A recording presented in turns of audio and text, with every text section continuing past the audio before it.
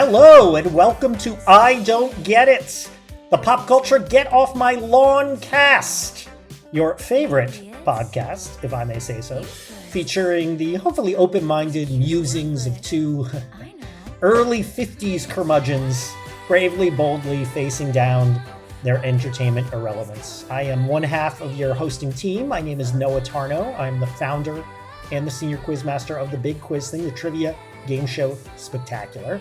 And joining me, as always, from Amsterdam in the Netherlands, my co-host. My name is Bill Scurry. I am the founder and proprietor, and it's official because I have a piece of a little thing in my desk that says Bill Scurry, founder and proprietor of a thing called American Caesar Enterprises, which is a full-service grotto installation company offering everything you might need if you're looking for that key addition to your creepy backyard. You know, whether you're a seamy magazine publisher in the late 70s or an unsavory neighborhood type who's just got way too many restraining orders against them, I think you want a state-of-the-art grotto in your backyard. A grotto. Grotto, yes. Specifically grottos. What is the definition of a grotto? Well, the way my company, which is totally real again, by the way, I hate to keep parenthetically real thing. Yeah, so it's really there's nothing facetious at all. Yes, so you can look it up. You can Google this. A grotto is always an adjunct to a swimming pool. It is sort of there's either like a terracotta and or gunite cave feature that's sort of sculpted around a wireframe or rebar cage. You know, and what you're doing is you're creating the sense that from the swimming pool, you can swim into an enclosed area for all sorts of weird, creepy things that people probably did without people's volition or, you know, acquaintance-style transgressions and molestations in the 70s. One would assume. That's generally when you say a grotto, you associate it with Hef's Grotto out in Beverly, and it's like that's probably the site of many an attack. Hugh Hefner's Grotto, okay. Yeah. I know exactly where I first heard the term grotto. Do you know what I associate it with? I read a Batman comic book where he fought Clayface. There have been many Clayfaces, but I guess this was Clayface 2, the one who can shapeshift. Basil something or other? No. Well, Basil Carlo was the first one. He's the actor one. Okay. Yes, he's the actor. They blended them, and the one I'm talking about was Matt Hagen, though I think in the animated series they made him an actor. And the idea was Hagen was like a treasure hunter, and he was a diver, and he found a grotto where he found the ooze that made him into Clayface. And I remember reading that term. So I hear grotto, I still associate with Clayface, who's getting his own movie. Yeah, we'll see if that actually happens. I still think that's pie in the sky. A press release on Friday. I think they're filming it, aren't they? I know they cast it, but again, it's possible. Yeah, we got a Clayface movie. I got a Clayface action figure up here with my action figures.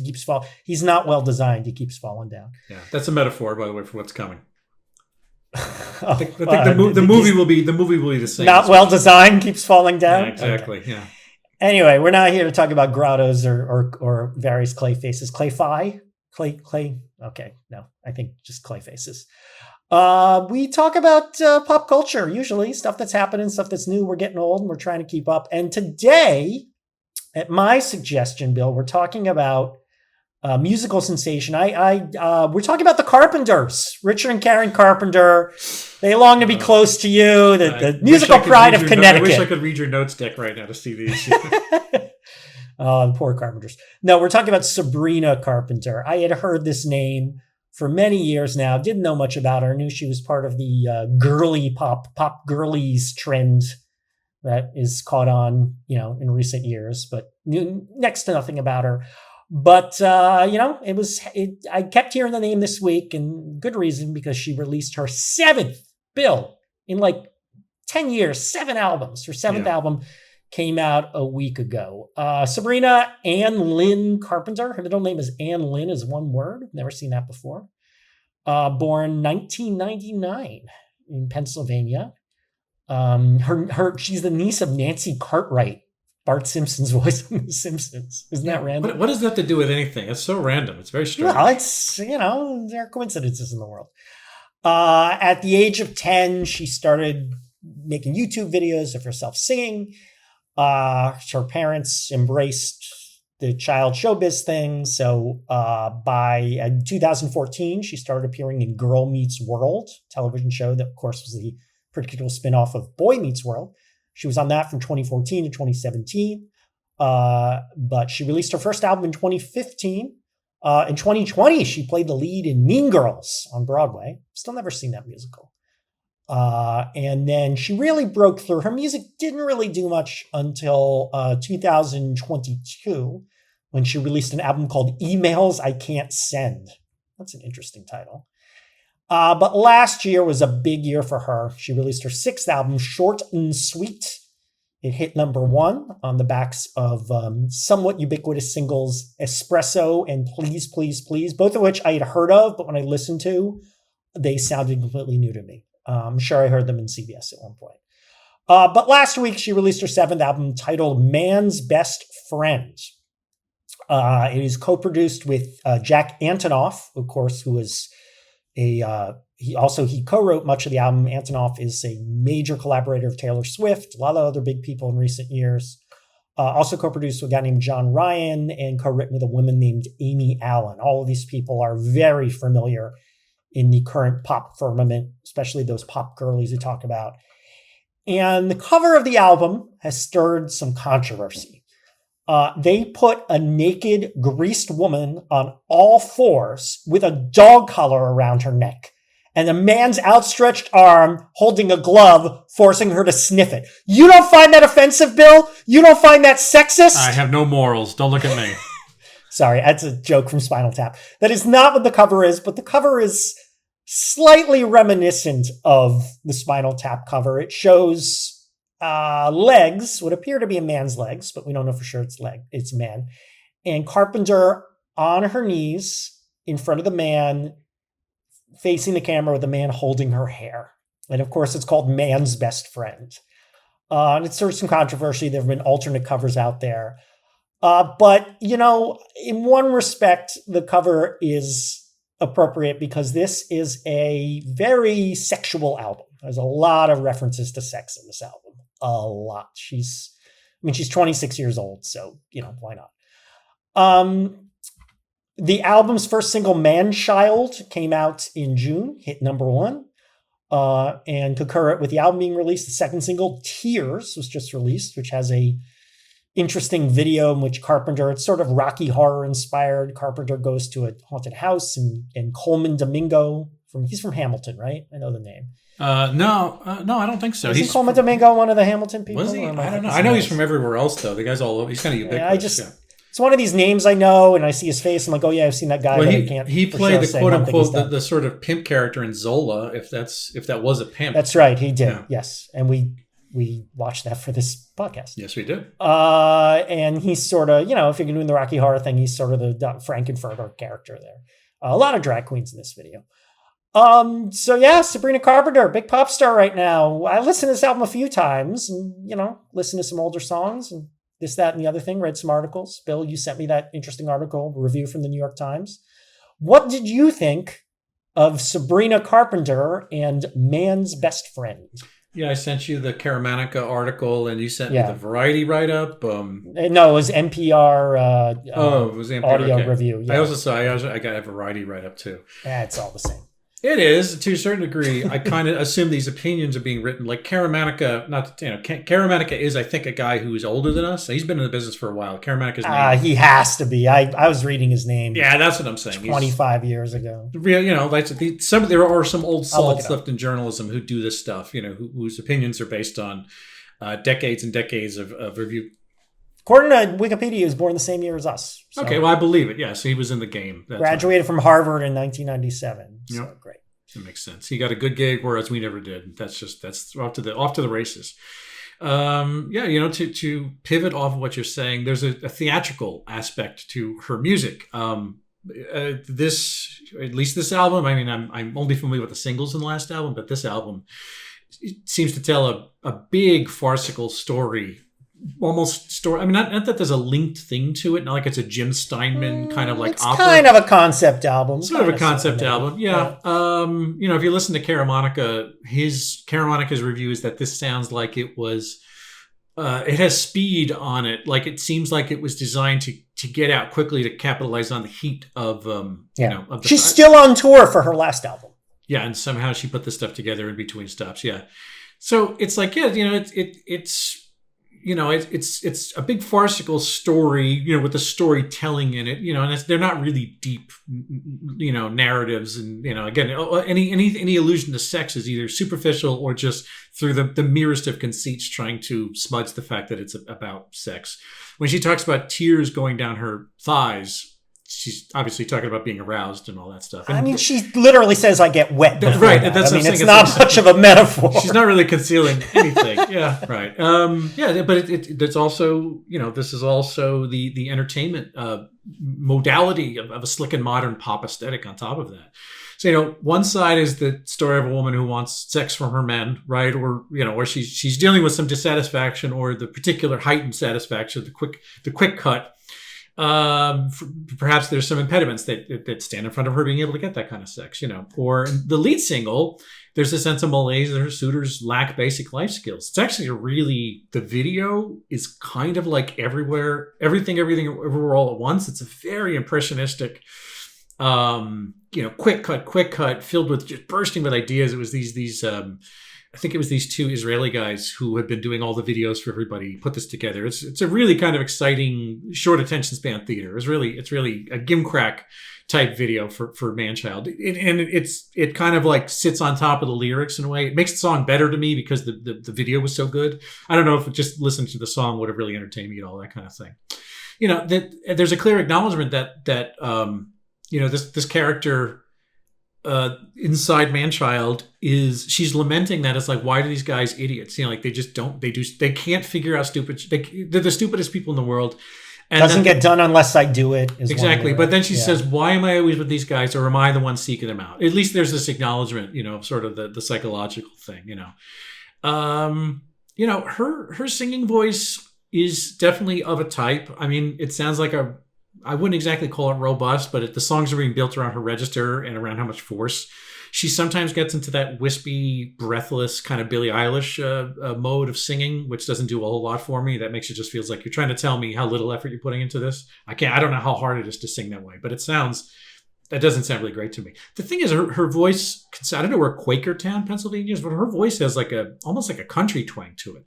And I didn't pick that up in Espresso. A couple of these songs are flat out, qualify as country songs, I think. Yeah, but the manner in which he phrases things, there is almost like a Loretta Lynn type throwback. Even I assume she knows who that is. I barely know who that is, but yeah, there's something to it. The collaboration of these three hired guns, though, like, to me, that's kind of the story here. You said Antonov, who was, it's so weird, fucking fun, period. That winds up being this inspiration idea factory. I like that album a lot. Yeah, I thought Fun was a solid band. Yeah, I gotta listen. I haven't listened to that album in years, but I really enjoyed it. What was that song? What was their single? "We Are Young" was the ubiquitous song, but there are a couple other minor hits in that. I just remember really liking that album. But the fact that Antonov became this mogul, where it's like anything that is made, good for him, talented guy. I mean, sure. He probably knew that Fun wasn't going to be U2. So, I'll go into a more sustainable way to be a music industry type. Do you remember? I know you do. The New Radicals. I forget who that guy was back in the 90s. I can't remember his name. Right. But the New Radicals was essentially, he put out an album that was not exactly a world beater or a chart topper, but it was really influential. It was at the moment. It was a good album. That was a big surprise. I remember I was working in music journalism at the time. That took everyone by surprise. Yeah. Just one of these songs that you get what you give was the big hit. It's a catchy ass song. But he became this guy of the 90s. He kind of became producer par excellence, and that was his thing. It's like, so it's so strange that, Ryan Tedder, John Ryan, was it Amy Allen was the other songwriter? Anyway, and Amy Allen, John Ryan, and but these guys, there's clutch of people who write all the songs. Greg Alexander was his name. Yeah, all the guys who write all the songs these days, where there isn't something that comes out of the factory that isn't touched by them. And it's like, I think either Karen Manica's a review or the other person was sort of remarking that there's only 4 songwriters on this. It was Carpenter plus these 3 people varying from one to the next. Rather than, if you look at the Beyonce album, sometimes there's like 13 songwriters per song. And some of that is due to sampling. But isn't some of that samples? Some of it is samples, but some of it is she carries an entire boardroom of people with her to make sure that there's a gigantic factory. The people who are on this are considered the sine qua non of pop music craftsmanship. Not pop music that I listen to, but what the fuck difference does it make whether I listen to it or not?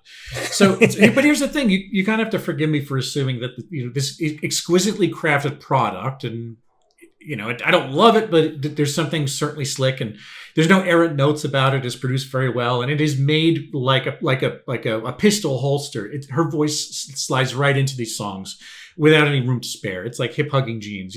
They're painted on her for sure. It is part of this giant music industrial complex. Where the persona singer is kind of fed into this machine and got it up with all the best weaponry the label can muster. And I kind of wondered, can you? I mean, I can answer my own question. It's like, could you do this with other people? And it's like, yeah, the history of pop music, especially in the last decade of producer-driven songs, it has more or less been about pressing somebody who has this cachet, this currency, teaming them with all these people and essentially making something out of her. And then, as soon as the heat dissipates, or they had the one album or two albums in, it's like they go away and, they become someone on The Masked Singer or something like that. It's like it's temporary currency, temporary heat. So I don't know. Go figure. Yeah, I mostly agree. I like that the album's quick. It's 38 minutes, 12 tracks. It's a very easy listen. I listened to it twice through, not painful at all. These songs are very catchy. Like you said, very well produced. I think they're well produced. I think they're mostly well written. I'll get to that. I do think it's sexy. I'm sorry, but like, there's some hot stuff. I think you're supposed to. There's no reason to. Yeah, don't equivocate. Hot, sexy stuff. Yeah. I mean, she's in that photo. She's titillating. Look at her video. She's titillating. She's a little clown makeup for my taste, but she's not a bad looking woman. Yeah. I give this whole thing a B+ for effort. These songs are well crafted pop songs, as I said, very well produced. They cover a lot of the pop firmament bases. The album opens with Manchild, which sounds very Chappell Roan to me. But then you get into a lot of songs that really have, that song Go Go Juice is a flat out country song. One of the NPR people described the album as horny Dua Lipa. That makes a lot of sense to me. I'm not the expert in all these current female singers. A lot of them I can't tell apart, but I hear the influences of all of them as far as I can tell there. House Tour is an interesting song that the NPR people brought it up, but I thought about it on my own. It kind of draws your mind back to kind of girly 80s pop, like Samantha Fox even. Goodbye, the ending song, is very different. I really like that. That was my favorite song. But I think the greatest strength of this album is that it really seems to explore topics that too few pop songs explore. Not my litmus test, but my general feeling about pop music is you can sing about anything as long as it's believable. You can sing La La La, I love him, he loves me. If I believe you, that is worthy of a pop song. If I don't believe you, that's the cardinal sin. But there's an element I really like of pop music, rock music, any music I like, where it deals with real human, day-to-day, relatable topics that not a lot of pop songs deal with. There are a lot of examples. A random example that comes to mind is, do you know the song Anything, Anything by Dramarama? It's a rock song from the late 80s. And it's a song about getting in an argument with your wife, and it's an intractable argument. No matter what you say, she's just still angry. And the frustration you feel. And he shouts toward the end of the song. I forget the name of the lead singer of Dramarama. Anyway, I always hold that up. There are other examples that are coming to mind. I like it because that's something we've all been through if we've been in any relationship. These times where we have these fights where we feel trapped and it's gnawing at our soul. And I think I give Carpenter, because she co-wrote these songs, and Alan, and I guess John Ryan wrote some of these songs too, maybe Antonoff too, a lot of credit for really finding these topics. Manchild and a song called We Almost Broke Up Again Last Night are about exactly what you think. And it's shocking there aren't more pop songs about man-children right now. When Did You Get Hot is a clever song. She's basically saying, I knew you when you were a kid, whatever. Like, oh my God, you're hot and sexy now. And you believe her. You believe she's turned on. There's a song called Nobody's Son, where she's basically upset at her boyfriend or a guy who dumped her. And she is directing it toward the guy's mom and saying, like, I blame you for, fucking up this loser. Maybe the same character as a Manchild. But while I said B+ for effort, while I give them effort for choosing these topics, broaching these topics, they fall short. There's awkward cramming of lyrics into melodies that seem like they were written and the lyrics are just crammed in. Nobody's Son is a good example. The focus wanders. At first, she's talking to the boyfriend, and then she's talking to the mom, and she doesn't really. There's so much more you could explore there, and she kind of leans toward it without really plumbing the depths of what seems like a great concept. The album is sexy, but the sex metaphors feel a little desperate, a little like she's trying too hard. House tour, come into the house, take your shoes off. I hope you come in. I spent a fortune on the waxed floors. And then, of course, the worst line in that, she's like, enter in the house tour, but don't go in the back door. Like, oh, God. What is she talking about? I don't even understand. What could she possibly be talking about? Let's talk about Sabrina Carpenter's butthole. There's, I think it's a house tour or some song, there's a line, I bet your light rod is bigger than Zeus's. Sugar talking, the end of the chorus is get your sorry ass to mine. And so many pop songs end these days with like the music cuts out and there's like one more vocal and ends with ass to mine. Like, oh. As sexy as the album is, I don't quite believe her. It feels a little desperate. It feels like, look at me. I'm talking about sex. I'm talking about, being naked. I'm talking about oral sex, whatever. I want to point out one exception I was very impressed with. We Almost Broke Up Last Night is a very sad song, very believable topic. We go back and forth and back and forth. What are we going to do about it? What are we going to tell our friends? They think we just broke up, but we didn't break up. And it's a very sad song. You believe her. And toward the end, she switches up the lyrics and says in a sad, mournful tone, something. And then he gave me his whole heart. Then I gave him head. I mean, no metaphor there, unless you got a metaphor. But the fact that she's singing it in a mournful, sad song, I really thought had this element of realism to it, like bringing sex and the interlocking of raw sex and real emotion. I get wet for you, being a responsible guy.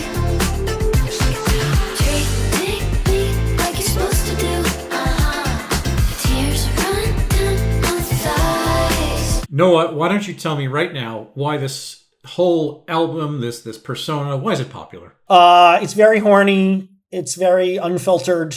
So why wouldn't people like that? And that album cover, I mean, I think it's a great cover.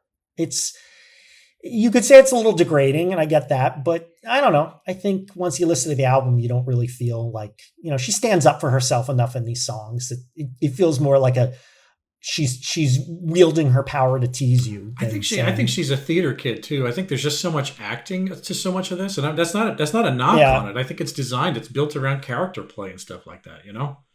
Roles. Yeah. No. Sure. So I think I think the sex is mostly well wielded here. As we said, the album is very well produced.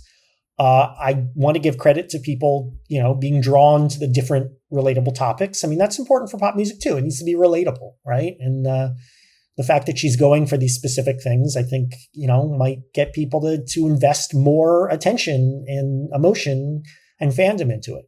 She's striking while the iron is hot. Got to give her credit for that, right? Keep going. Do not let up while Sabrina Carpenter is the woman of the moment. And then in that NPR review I sent to you, there's a quote from Ann Powers, longtime pop music critic.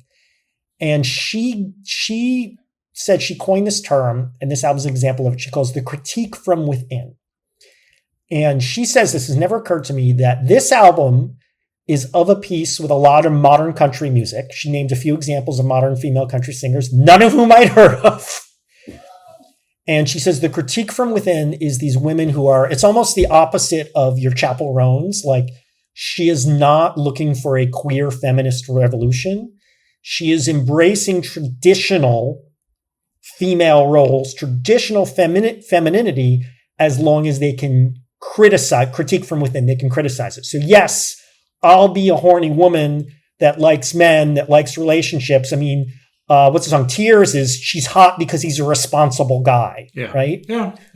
But she's still reserving the right to call him out for being a man-child. She's still reserving the right to, have sexual agency, right? So that kind of makes sense to me. And if you want to accept we're embracing a rightward tilt in this country now, and not so sure we are so much culturally as much as we're being told we are. Maybe that's part of it. Like, I'm not a quote unquote feminist. I'm not going to dye my hair blue, and I'm not queer, and I'm not woke or whatever. But, I'm still a woman with opinions and thoughts, and I'm going to express those and fulfill my needs. So I think this is a very canny album in terms of how it's created and how it was conceived. Yeah, the canniness, I think, and the speed has a lot to do with it. There's definitely a sex thing. However, I just feel like the phenomenon of whatever it is she invented in 2024 on the back of espresso, which was ubiquitous. I mean, I heard it here in Holland. I had heard about it, and then when I listened to it yesterday, I'm like, I've never heard this song before in my life. No, Janice had played it. I got into her ear, and it's like if it could, put a fishhook into a lady of her age, and it's like there's something really cross marketing about this. Like, it's really kind of the catchy earworm from hell.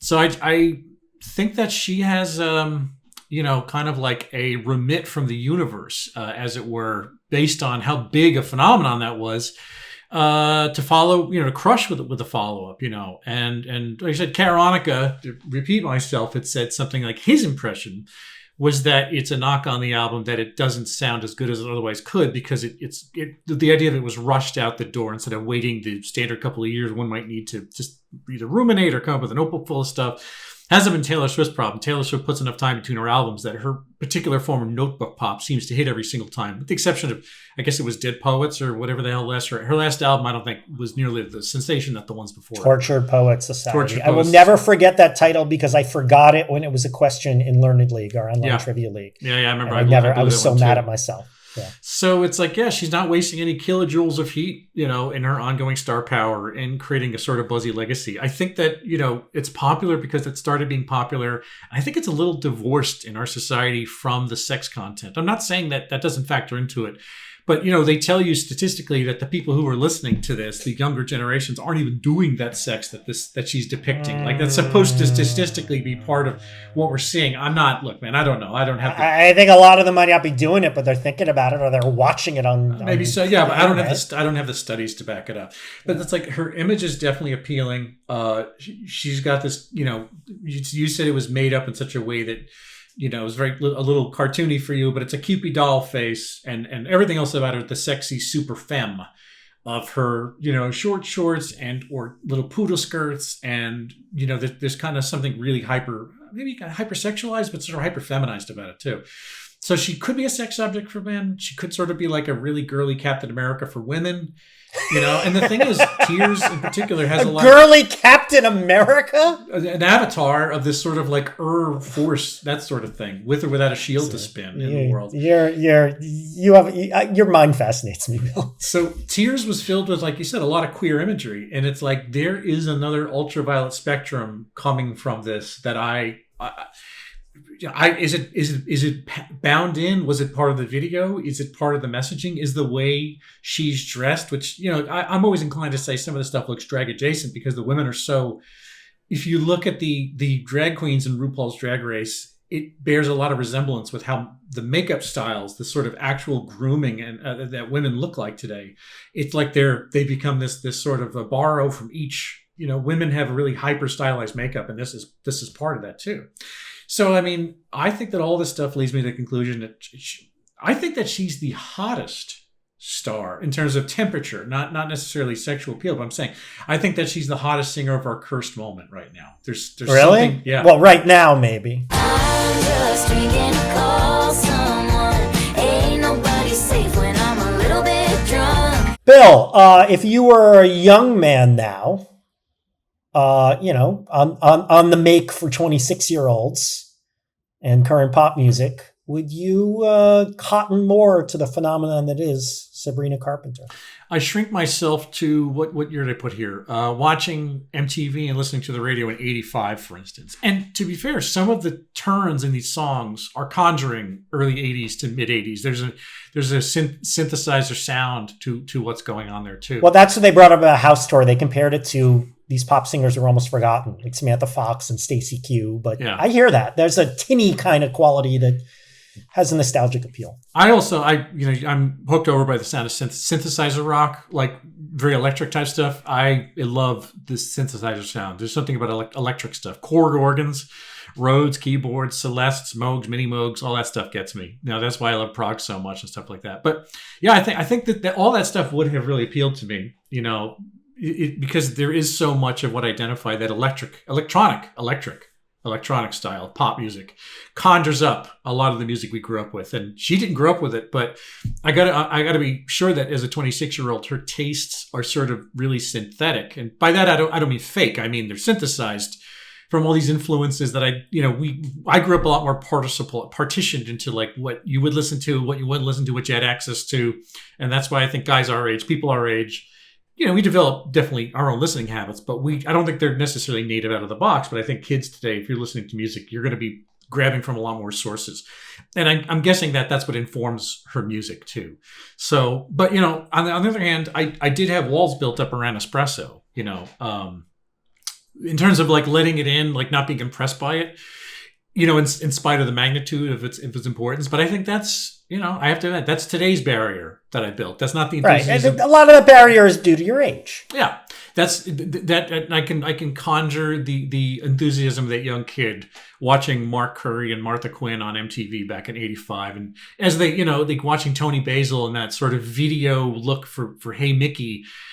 Tony Basil was both sort of sexy and, cartoony at the same time. There's a lot of the like small little girl as a sprite. She was pretty clown maked in that video, as I recall. Yeah, but wearing a short skirt and being appealing, like there's definitely something to it, but it was more performative. There's something Hey Mickey about this to some degree too. So yeah.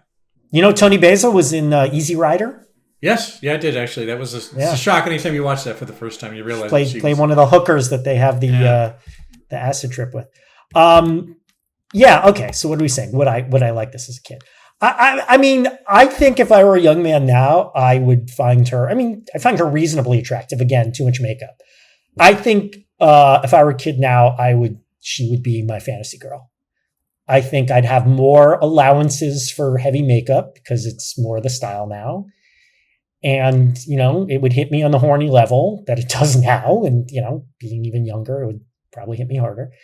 And I'd have more appreciation for this pop music. So I can the fact is I appreciate this more than most of the pop girlies I hear.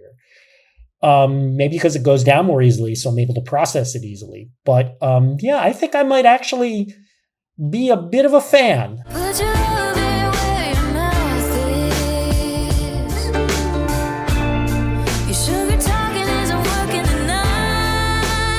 Noah, what about this is cataclysmic or end times related? No, I don't think this is apocalyptic. I think this is perfectly competent pop music, which we've had since time immemorial. There's nothing wrong with that. In fact, there's something we really need about that. I also think we need to be more honest and open about sex. And I'm all for women having sexual agency and talking about being horny. Again, I don't think she quite nails it in terms of the honesty, but close enough for a pop singer. I'm not going to ding her on that. And I'm not upset about any interpretation of a rightward tilt to this. I mean, I don't know. You'd have to invent that. I just don't see it. If there really are MAGA women who, are like, yeah, I'm MAGA all the way, but, I hate man children and, my sex. I mean, they're fucking fooling themselves. So I got no problem with traditional femininity. That's what freedom is. You're a woman, you choose traditional femininity, you choose non-femininity, you choose what you want. So if, we talked about this with trad wives. If you want to live that life, that's fine. But, as long as you don't force it on other people, have a good time. And there are elements of it I really admire and respect. So no, this is an apocalypse. Yeah, in fact, we haven't done, I think, a full album shakedown in a while. It's been, Jesus, I don't know. I think we've covered a few artists, but not Beyonce was Cowboy Carter the last full album? Cowboy Carter, which was a year and a half, 2 years ago or something like that. Yeah. That was the last full album. A year and a half. Trying to shake down what this means. And it's like, it's for us, it's a little bit of a different phenomenon rather than looking at the artist. It's looking at the work informed by the artist. I mean, I obviously, it goes without saying, yes, there's nothing end times about it. It is state of the art pop. And you could take that to mean whatever you want it to mean. I do think it says something about the year 2025 if this is what's popular. And if this is like what the defining shape of it is, so it is both informed by it and it will affect the influence we felt on future music too. But again, this is already so affected and influenced by other music. You could, it would be fair if you'd said, hey, where's the she and where's the her and all this stuff? Because it sounds like, it sounds more like influences maybe than other artists who are a little more original. Like Cowboy Carter winds up sounding, to us at least, a lot more original because we didn't quite track where all the influences were coming from. It's a little more Baroque and obscure, and so it was his own piece of art. This fits right in with what you'd expect from pop music of the day. Shooby-dooby-doo-wop, wop-wop, doo-wop, pop music. Yeah. So don't worry, I'll make you worry like no other group can. Is there any aspect of Sabrina Carpenter, Man's Best Friend? She got in trouble for filming a video in a church. I hadn't heard that. And yeah, it was a while ago. And apparently her reply was, Jesus was also a carpenter, which I thought kind of funny. Such an assy thing to say. I know. Bill, are you in any way jealous of the Sabrina Carpenter moment phenomenon? The thing is, the effect of this really remains to be seen. We're kind of hitting this as the iron is hot. It's a new drop. It came in August 29 or so it's pretty fresh. Yeah. I mean, we as of now, so far as I've seen, we only really have reviews to forecast the impact on culture, and the reviews are so far they're the guys who are. I've read the ones from the guys. I'm sure there's plenty of women reading about it. I haven't read the New Yorker's write-up on it yet, but we'll see when that comes out. Essentially. If I had any jealousy, I guess it's that I wish the creative mandarins in my life, the people who assigned me songwriters and image doctors, felt enough confidence to build me an ironclad Merrimack war machine around my talents and push me into the world, right? So I can go out and fight the Monitor up on was it a lake or I forget where they fought each other. The Gulf of Mexico? I can't remember where the ironclad battle was. The Monitor and the Merrimack, the two ironclad ships that were designed. They were designed to fight each other, and they had no other purpose but that. You said the Monitor. I thought you were talking about the Crisis on Infinite Earths DC comics. No, I'm talking about I'm like, what? The Gulf of Mexico? The Civil War era maritime conceit. Oh, okay. Good deep cut. There you go. Actually, that's my jealousy is a little similar. I read that, she started doing the YouTube stuff and her parents said, all right, let's make you a star. And her dad built her a recording studio in her home. I wanted to be a star as a kid. I wanted to act, and my parents stood against that, which, in hindsight, I think they should have opened that door a little more. I'm a little jealous of that. And, I'm a human being. I'm a man. I'm heterosexual. My dating life is in the actual dumpster right now. Not literal, but actual dumpster right now. So, something about being horny, woman sexuality. I like powerful women. It's, making me wish some things in my world were a little different. That's the jealousy aspect. But finally, what about the array XYZ axis, the Felonian scale? Where does this fit into our schema? No, that we invented wholly to ourselves. So take a bunch of these pop girlies. And again, I'm not sure, I might be misclassifying some of them as pop girlies, but this is what comes to mind. Chappell Roan. I gotta say, Manchild really hit me. It sounded like Good Luck Babe to me. But that's fine. Pop music can sound like other pop songs. I think that doesn't sound completely crazy to me. There's something to that. No, I really heard that there. So Chappell Roan plus Olivia Rodrigo. I have no idea what I said about Olivia Rodrigo, but I remember we did talk about her. Plus Taylor Swift, of course. She's always part of the conversation. So add them all up, divide them by, and I wanted to say, what's the sexiest thing we've done before this? It's Sex Life, right? The TV show Sex Life. Yeah, I mean, that definitely was up there, yeah. But I used that in my comparison to something recently. Last week we were talking about dongs and breasts in the TV show. Exactly. So I'm like, let me find another sexy thing. But I don't think we talked about anything else that was overtly sexual. Yeah. No, we too are sex afraid, like the Gen Alphas and the Millennials and all that exactly. stuff. Yeah. Well, sort of judging by our activities, sure. So Chappell Roan plus Olivia Rodrigo plus Taylor Swift divided by Sex Life plus a soupçon of trad wives. You would have to go. And that's where you arrive at Man's Best Friend. I like the cover. The title might be going a little too far when I think about it. That's why I think of Spinal Tap. Smell the Glove was the name I thought the same thing too. I had assumed that you would bring it up if I didn't. So of course. No, I have a simple. I'm going to do a math equation like you, and it's just a subtractive thing. If you take the White Lotus, Noah, and you minus Mu Dang. you get man's What? best friend. You subtracted a baby hippopotamus. Why? Because it was a Thai baby hippopotamus from a Thai-inspired and set franchise of a otherwise good TV show. So the sort of aggregate worth of Mudang and the cuteness and the videos that he inspired, you sort of remove that from the White Lotus, which was kind of built on a little bit of a artistic framework and a credibility of Mike White's storytelling. And it had, it was a little peaked, of course, it was definitely sensational, but it has, there's a real auteur aspect of what Mike White was doing with White Lotus. So I think that explains itself. It's, self-explanatory. There you go.